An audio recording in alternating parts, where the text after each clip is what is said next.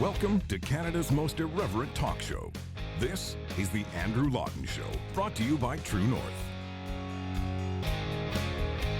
Coming up, big tech censorship and its attack on civil society, the unconstitutionality of curfews, and saying goodbye to a dear friend.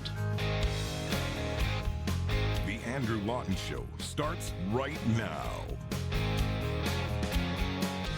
Welcome to Canada's most irreverent talk show. This is the Andrew Lawton Show on True North. Glad to have you aboard. Well, it's still possible to do a show, which in the era of big tech censorship is not exactly something we can take for granted. So I'm going to be talking about what's been happening in the last few days at considerable length right now, because big tech censorship, well, it's an issue I've talked about in the past. It's not one that I'm just learning about now.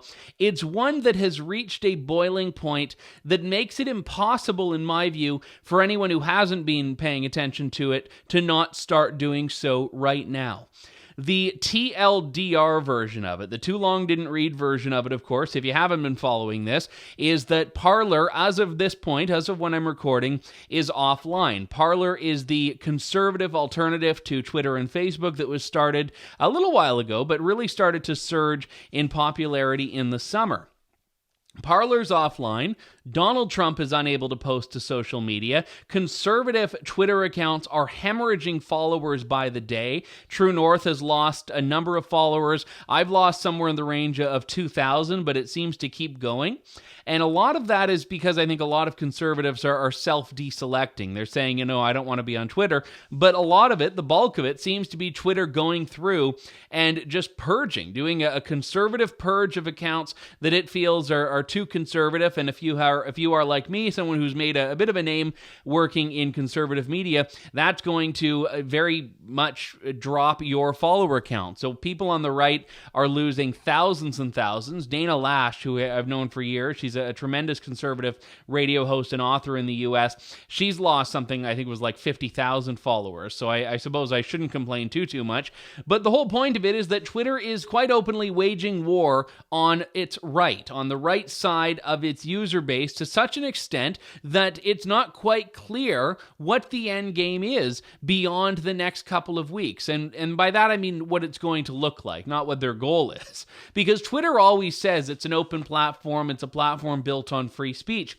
But the problem with it is that the actual day-to-day operations never look like that.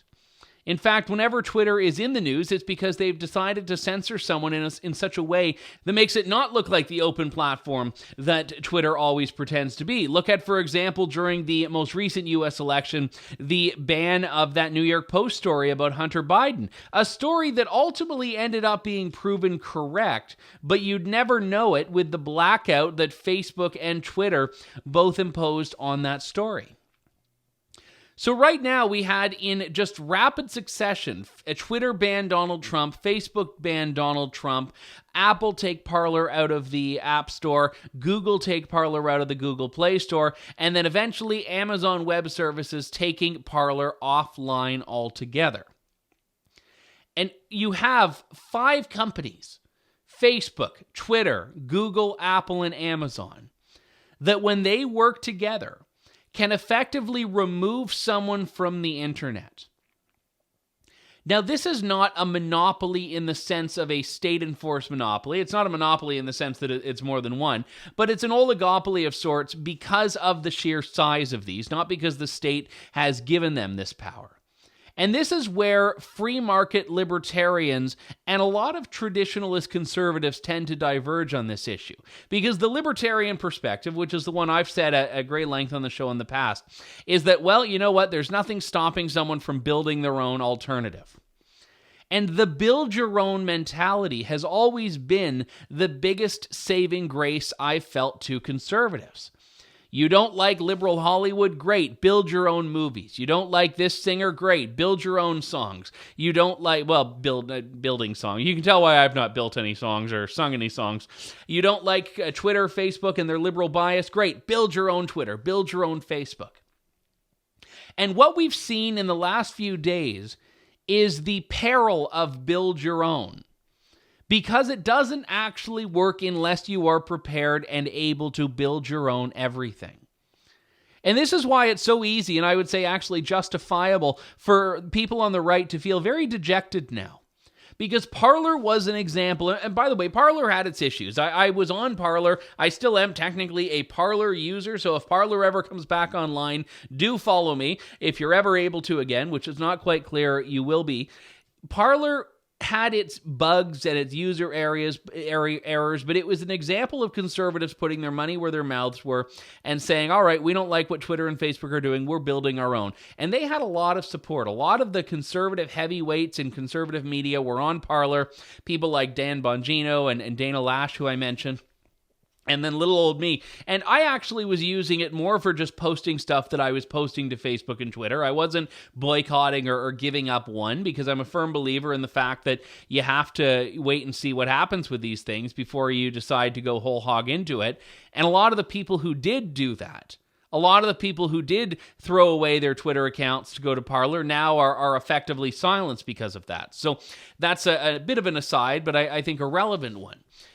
So conservatives did what they were always told to do, which was build their own alternative. And now what's happened is Apple has said, all right, we're not going to allow Parler to be on there. So what do conservatives have to do? Build their own smartphone so that they can build their own app store? And then Parler is taken offline by Amazon Web Services, which most people view Amazon only in the context of that place that you go when you want to get a book shipped to you or get a potato ricer at 2 a.m. or something delivered the next day. But Amazon's web service is actually the biggest, I think one of the biggest, if not the biggest, hosting services for cloud computing in the world. Amazon Web Services is the backbone of, I think, NASA and Netflix and governments and huge companies, huge websites. Parler, no exception to that. So Parler's taken offline by Jeff Bezos, who's usually the most loathed man in the world to the left, but this week is now a big hero to the left because he's decided to take those evil conservatives away from their one online safe space. The one place where the left couldn't really cancel conservatives was on Parler. So, Parler now taken offline. So what do conservatives have to do? Build their own web hosting company. Well, great. It's not as easy as that. Amazon Web Services has warehouses and warehouses and warehouses full of servers. These data centers all over the world, including numerous in North America. So for conservatives to just say, all right, we'll build your own, is not an overnight process.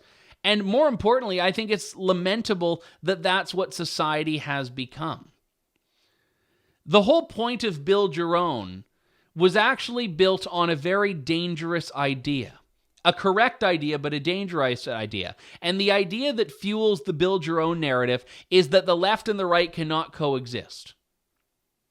Now, you may laugh at the idea that that could not be true. I wish it were. And it used to be true. When I mentioned that line of, I think, Margaret Thatcher about how your 80% friend is not your 20% enemy, there's something to that we all need to learn from, which is that disagreement never needed to be and never should be a trump card.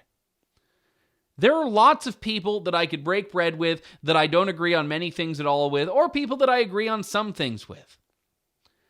But the idea of conservatives needing to, or anyone needing to build their own alternative to Facebook and Twitter, was because Facebook and Twitter had demonstrated they were not interested in giving the same rights to people on the right as they were to people on the left, insofar as their ability to use these platforms and services. Now, yes, Facebook is a free service, Twitter is a free service, Google's a free service, so if you're using all of these things, you don't have a right to them, and that's true. I don't say that you have a right to them. When I talk about what these companies are doing, and I talk about censorship, I'm not talking about state censorship. I'm not talking about people being thrown into gulags by the Stasi or something like that. I'm talking about people who are in a lot of ways being censored by a cultural force that is so ubiquitous now, it is as strong as a state censorship could be in this day and age. And that's what's happening right now, is that a lot of people aren't even able to have these conversations. Because if you say, oh, well, this is an attack on free speech, someone will be like, well, actually, it's not an attack on your free speech because you know what? You aren't being thrown behind bars. Bite me. Just bite me. You actually have no idea what you're talking about. Because legal free speech, which we have in the Charter of Rights and Freedoms in Canada, the right to freedom of expression. In the United States, there is a First Amendment. These freedoms are irrelevant if, in practice, there is no culture that supports them. Those ideas are enumerated in constitutions because it is paramount for governments to be restrained from limiting these rights. The problem is that the threat to these freedoms is not really coming from governments as much as it's coming from civil society, the group that is supposed to be welcoming these freedoms and using them every day. And the idea is, it used to be that you could say to someone, well, that's an attack on free speech, ergo it's wrong. Now people think free speech is this antiquated, archaic, patriarchal, racist, white supremacist concept. Free speech is only for people that are going to use their right to free speech to say the right thing. So the parallel society problem is very real because people are not interested in open platforms, in genuine open fora where people on the left and people on the right can all talk about whatever they want, and because they only want the uniparty. They want one side to have a monopoly on discourse, and that is their own. Now, if it hasn't become apparent, I don't have an answer to this. I really don't. And even when I am seeing the libertarianism that I've always welcomed and embraced on this severely challenged, I still know that regulation is not going to make any of this better. Forcing social media companies to act in a different way is only going to make matters worse. It may make them look different, but in the long run, it's going to make them look worse. When people talk about the platform-publisher divide, that is not really something that matters all that much. But even in the absence of a solution, at the very least, people need to understand that if 5 companies, if someone at 5 different places decides that you don't deserve to exist, they have the power to wipe you off the face of the earth. And it isn't just about your social media. This is, I think, one of the big misnomers of it. It's not about Trump's right to tweet, which I don't even think this is about Trump anymore. And it hasn't been about Donald Trump for a long time. But because we're talking about Donald Trump's account, most of the people engaged in this discussion are only able to view this through the lens of their emotional hatred of Donald Trump. I don't care about Donald Trump's Twitter account right now because I care about Donald Trump tweeting. I care about it because I care about the precedent that this is setting for your Twitter account, for mine, for your Facebook, for mine, for your website, your email, your banking, your online store, whatever the case may be. And if you can't get over your hatred of Trump, of Parler, of the right, or your frustration with what happened on Capitol Hill, you're missing the big picture here, which is that 5 companies is what it takes to digitally deperson you. Now, in the most part, it's fewer than that. If you don't have an app, you don't need Apple and Google to necessarily deperson you. Twitter, Facebook, and Amazon can do it all by yourself. But let's look at this critically, because Donald Trump was not just gone after by those, but also Shopify. Shopify, a Canadian company, went after Donald Trump by taking the Trump Tower store offline, the Trump Organization store. Now, this wasn't the Trump campaign store. This was the Trump store that you would buy things that have the word Trump on them from. Like when I was at Trump Tower in New York a year and a half or 2 years ago, I bought a tumbler mug, I bought a t-shirt, I bought something else there. And I think I bought a Trump fidget spinner, which I should have brought it out for the show. But this is not anything controversial. This is not anything to do with President Donald Trump, nothing to do with Capitol Hill. But when Shopify stepped in and they said, you know what, overnight, you no longer have the ability to buy anything from the Trump online retail outlet. Now that's significant. What if they went after someone that didn't have the money or the institutional backing of the Trump Organization, which has the ability to rebound from this, I'm sure, despite a little bit of lost revenue? What if they went after someone else? Someone that didn't have the ability to fight through this? This happens all the time. People are told they can't use their PayPal accounts, which cuts them off from revenue streams.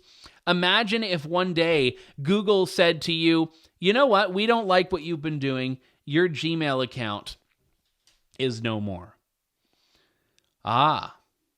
It's one thing to not be able to tweet or Facebook, but what if you were denied access to your email account? And this is the problem with the build your own. The vast majority of people do not have the capacity to build their own email account on their own server that they control. I mean, I'm relatively tech savvy, and I still use an email account provided by one of those free email account services, as well as my work emails.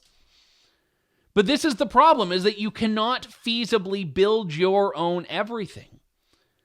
And it's looking decreasingly possible, or I guess increasingly impossible be the better way to word it, that we can ever get over the hurdle to get to that cultural reality where everyone realizes, hey, let's lay down our arms and realize that this is not the world we want to be creating. And it's easy when the left is the cultural dominating force for the left to jump up and down and say, yeah, you know what, ban them, they're all Nazis, they're all white supremacists, they're all this. But if and when that shifts, and the left no longer has the cultural hegemony, if you will, then all of a sudden, this precedent that they've set, that tech companies should actually be engaging in these issues the way they are, by censoring, by deleting, by deplatforming, by taking offline, then all of a sudden that will look very bad, which is why people, again, need to look beyond ideology on these things. So Parler is a company, it has investors, it has money, and Parler's business model is an app and a website that people use, which no longer is possible. So Parler's entire business model has been taken offline because of all of this. Now, the rationale for this, I should express a little bit on, because the rationale is that companies are saying Parler's website was used for violence, to plan a violent Capitol Hill riot, and could be used for violence in the future. Now, I was very clear in my thought on what happened on Capitol Hill, and that hasn't changed. I still believe that, and if you don't like it, well, I'm sorry. As I said, I hope you like other things that I say, but I'm not changing on that one. But here's the thing. Parler exists as a platform for free speech. That is its MO. So all of a sudden, these companies that are saying they're platforms and not publishers are actually blaming a company and targeting a company for actually being an open platform. And there's something very twisted and ironic in that the companies that claim they are platforms are actually mad at a company that genuinely is an open platform. And by the way, an open platform that still does not allow violent rhetoric. Parler does not allow users to use the platform for criminal activity. That's one of the few rules that exists in the terms of service. Okay. Just because people have been able to screenshot violent things on Parler does not mean those things do not get yanked eventually under the terms of service, in the same way that some stuff on Facebook and Twitter will get yanked as well. So there is something in this that I find to be quite concerning for everyone. It's not that I'm at all endorsing violent rhetoric, nor is Parler for that matter. It's that Parler is not distinct from all of these other platforms. And by the way, Facebook Messenger, WhatsApp, which is owned by Facebook, these platforms have been used for terrorist activity. Terrorist attacks have been planned using chat messaging apps, yet those things are all fine. WhatsApp is still in the App Store. Facebook Messenger is still in the App Store. Facebook, Twitter, these things as well have entertained it. Just because they have policies to take stuff down doesn't mean they aren't still used for these things. So in that sense, the challenge put to Parler is that it's not good enough at censoring. When Parler itself was saying that it actually was trying to get better on dealing with the stuff that was genuinely illegal. Genuinely illegal, not just violating these internal terms of services like Twitter's ban on dead naming or whatever the case may be. So I don't accept that a free speech platform is something that should be vilified, because a free speech platform might attract some people that not everyone wants to have a dinner party with. I think it's actually something that should be encouraged, though we don't have to like what people are saying to respect that they have a right to say it. That used to be the cornerstone of free speech. And again, I'm not talking about violent rhetoric. I'm not talking about speech that does cross that threshold of being criminal. I'm talking about undesirable, unpopular speech, speech that might be biased against you, speech that might be critical of you or of something you stand for. But that is part of freedom. And we can talk about this regulation, this bill, that bill, but we're never going to get past what's happening right now if we don't understand that this problem is coming from a tremendously dangerous cultural reality, which is now being ratified and codified by this small cabal of big tech companies. We'll be back in a moment with more of The Andrew Lawton Show. Stay tuned. You're tuned in to The Andrew Lawton Show. Welcome back to The Andrew Lawton Show. This is going to be a big week in the lockdown fight, another form of a battle we've been covering at great length on this show. And one of the big questions is whether Ontario is going to get a curfew, a la the one that was put in place in Quebec just a few days ago, in which we're already seeing arrests of people for, just walking down the street, basically, doing something that used to be an activity you'd take for granted in a free society. So what the Ontario plan is going to look like, we don't yet know, but we do know that curfews are not respectful of the Charter. They're not constitutional, and there was a great op-ed in the Toronto Sun about that, written by Dr. Matt Strauss and civil litigator Ryan O'Connor, who joins me on the line now. Ryan, good to talk to you. Thanks for coming on. Well, thanks for having me, Andrew. So let's talk first off about why curfews are, in your view, not constitutional. So there are several sections of the Charter that apply to curfews. First, every Canadian has the right to free assembly and free association. So that's the right to gather and the right to attend a demonstration. Every Canadian has the right to liberty, to go about their business as they see fit with certain constitutional constraints. So those are the main provisions of the Charter that are breached when you can't leave your house between, in Quebec's case, 8 p.m. and 5 a.m. This is something that I've found to be really concerning for two reasons. Number one is that it forces people just to live in a state of fear. You're out and about, you might be out there a bit too long. It's like, oh my goodness, I got to get home before 8 p.m. lest I find myself afoul of the curfew. But it also forces a lot of other things to shut down. And this is what we've seen in Quebec, whereas it's not just about you can't leave your house. It's all of a sudden the government then has a mechanism to stop all of the things that you might do outside your house from happening, like making businesses close early and making other people really force themselves to prove that they have a right to be out if they are one of those essential businesses. Well, and that's the issue too. I mean, what was interesting about the Quebec example is that when the curfew started on Saturday, they delivered an emergency alert message to everyone's phone saying you can't leave your house at all, which is actually incorrect, interestingly enough. You're allowed, there are exceptions in Quebec. You're allowed to go walk your dog. You're allowed to, if you're an essential worker, go to work. You're allowed to, in the Quebec circumstance, you're allowed to travel to the airport to go to Florida, but you can't walk around the block without a dog. So it is, I think there is an attempt by government to demonstrate how serious the pandemic is, but at the same time, you can't unfairly, inappropriately, or arbitrarily restrict persons' charter rights in so doing. And I think that's the biggest issue. And another issue too is the fact that there's very little evidence to suggest that curfews are even effective in preventing viral spread. What is the government's defense of this? Because throughout the entirety of the lockdown measures, we've been told that, everything's falling under that, catch-all reasonable limits category. Is this another one of these cases where the government would say, the pandemic is really our trump card over these civil liberties concerns?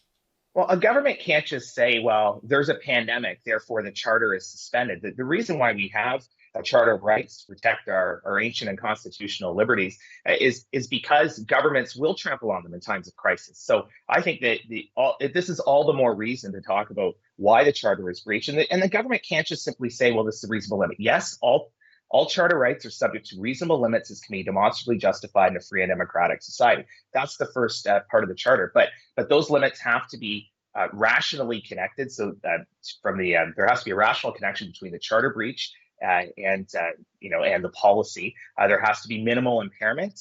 There has to also be proportionality between the charter breach, the negative effects of the charter breach, and the positive benefits.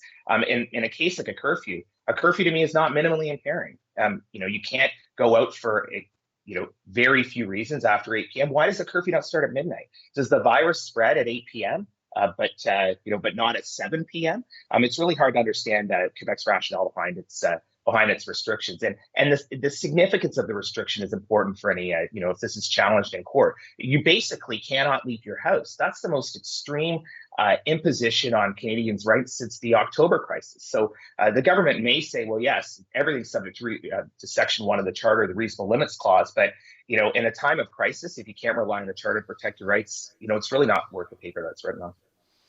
If there were evidence backing up a curfew, and I know that's a big if, because even Quebec's top doctor, as you've noted, said there was very scant evidence on this, but would that be enough to overcome this? Or is your view that the charter breach, the freedom breach is too significant that even if it did have a marginal success at getting cases in check, it wouldn't matter? Well, the problem is the court is also going to look at, in the context of a challenge, whether or not the charter breach is arbitrary or it's overbroad. Large manufacturers, for example, in Quebec, are exempted from the rules. So you can go to work at your large manufacturer. We've heard evidence, at least in Ontario, I don't know the cases in Quebec, where there have been outbreaks at large industrial workplaces. So if the premise of the curfew is to prevent viral spread, it's not attacking the very places where viral spread is happening. So it's arbitrary. And then a law that is arbitrary doesn't survive the reasonable limits clause of the Charter. It's also overbroad. A homeless person can't go for a walk around their mission or their shelter lest they face a $6,000 fine. A court is not going to look too kindly on a circumstance where a homeless person is being fined $6,000 for walking around the block, or maybe they don't even have a place to go. They could be fined, and that's really problematic from a constitutional perspective. One of the big challenges that we've seen in some of the church challenges and other challenges of fines here is that there really isn't an ability to get a remedy in time to really do anything about it. We've had people that are putting these challenges. I know a lot of them may not be heard or decided until the restrictions, we hope, end on their own. Is this going to be another case like that, or do you think there is a possibility, if something in Ontario is put forward, that there's an injunction application or some other measure that could be heard quick enough to make a difference? Well, courts will hear injunctions fairly quickly in the circumstance, particularly at least in Ontario. Sometimes within an injunction motion, within 2 weeks of an application being started. We've seen with some of the religious services restrictions that from the time you start your proceeding until the time of the injunction, it can sometimes be as little as 9 days. But the problem is that it's very hard to get an injunction in the circumstance. You're essentially asking for the court to exempt you from the application of a law. But the thing is that it seems as if lockdowns are going to continue beyond, at least in Ontario, they're supposed to end later on this month. Looks like with the case counts, that's probably not going to happen. So I think there is an opportunity for a person to bring a challenge to whether it be a curfew, if a curfew is imposed in Ontario.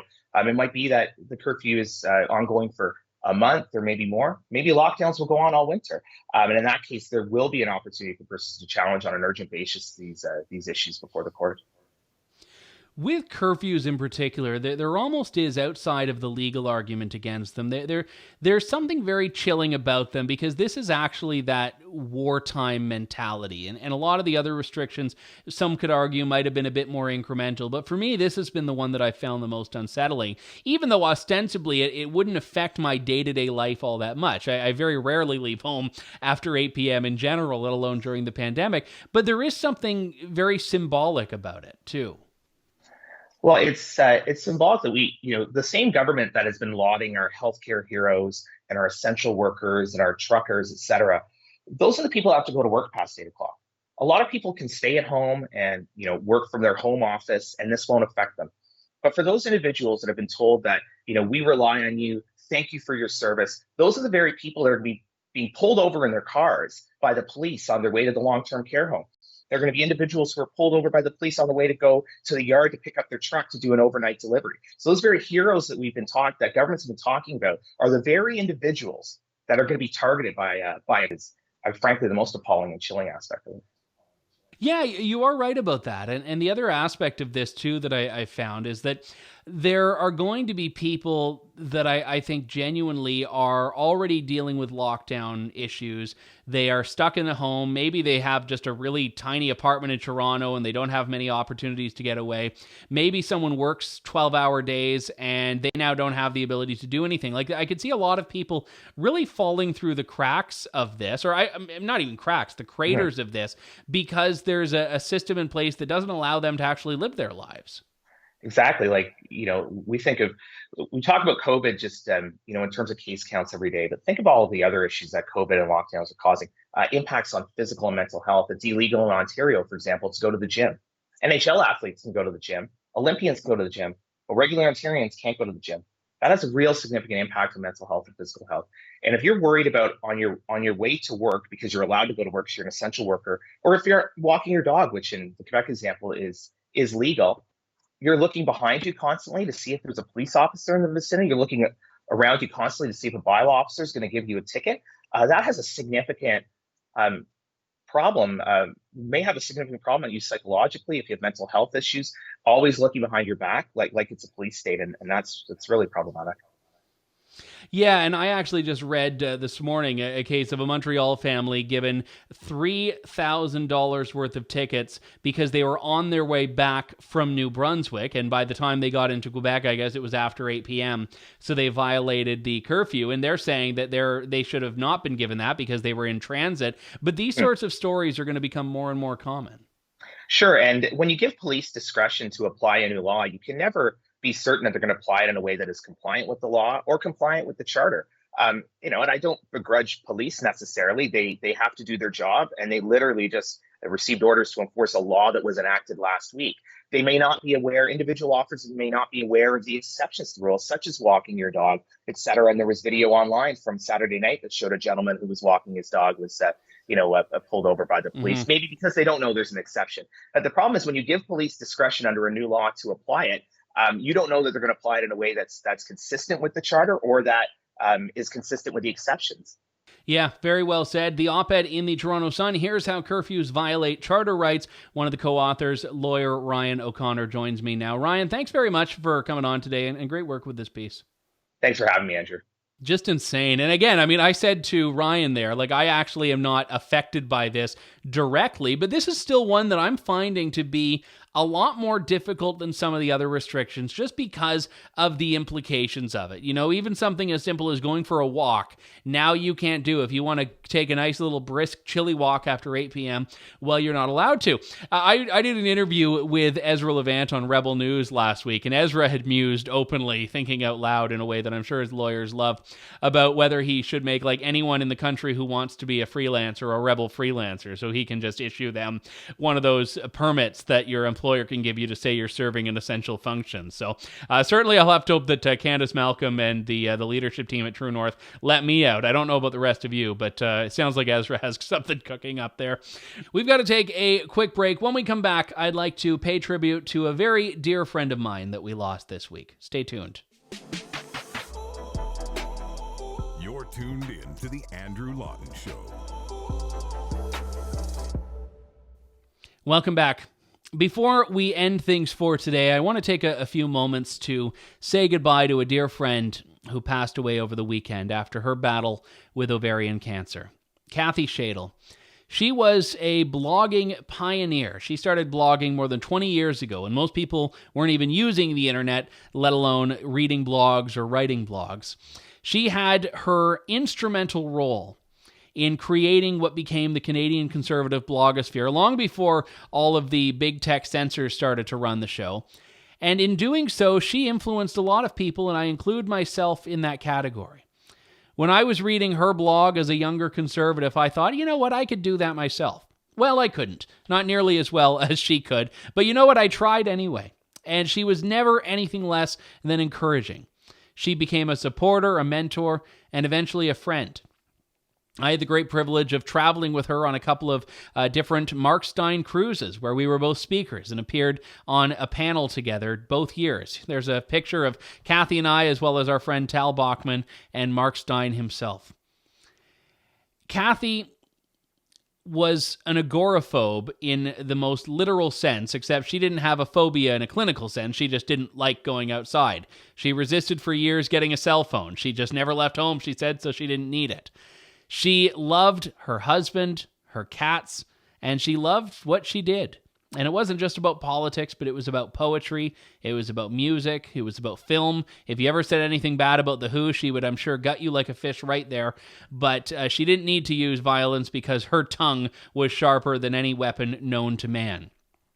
She was and is one of my favorite writers and one of my favorite people. And I know that she leaves a huge wake, and the internet will not be the same, just as the lives of those who knew her will not be the same. I want to thank Kathy for helping me get my start in blogging, which led to podcasting and then doing talk radio and eventually back to podcasting and blogging. It's funny how the world works like that. I want to thank her for always being a supporter, not just of me, but of others I knew that reached out to her for advice and received it, whether they liked it or not, what they got. And I want to thank Kathy for always showing me the importance of the culture. She was uninterested in which politician was saying this or which politician was up in the polls or down in the polls, because she understood that life was more than elected politics and partisan politics, and she didn't have time for the politicians. At a time when most people were looking at elections, she was not. She was looking at the culture, long before Andrew Breitbart even was doing so. Kathy was a trailblazer. She's known for her work, her writing, but she, to me, is known for herself. And I thank Kathy for everything. I miss her. I send my thoughts and prayers to her husband, Arnie, who survives her.